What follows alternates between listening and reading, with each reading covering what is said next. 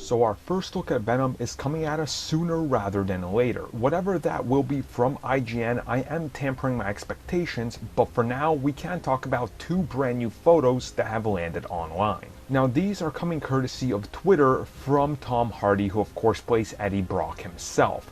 And in these photos, we get a sort of tease, I guess you can say, as to behind the scenes and maybe even another confirmation of Venom's look. So the first photo we have is Tom Hardy himself sitting alongside Avi Arad. Now of course Avi Arad is the man who brought us the original Spider-Man films, who's clinging on for dear life for any remnants of Spider-Man that he can hang on to, since he was rightfully so booted from ever being involved with the MCU.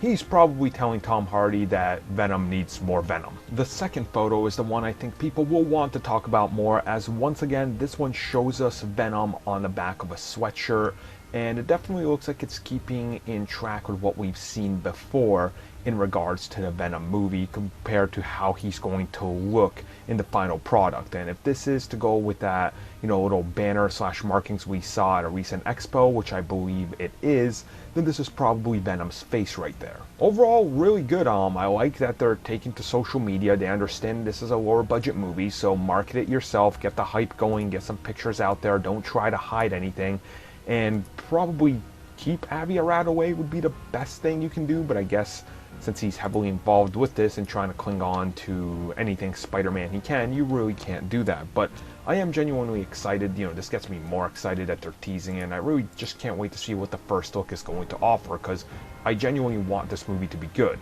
Will it be? We don't know, but hey, we can hope, right?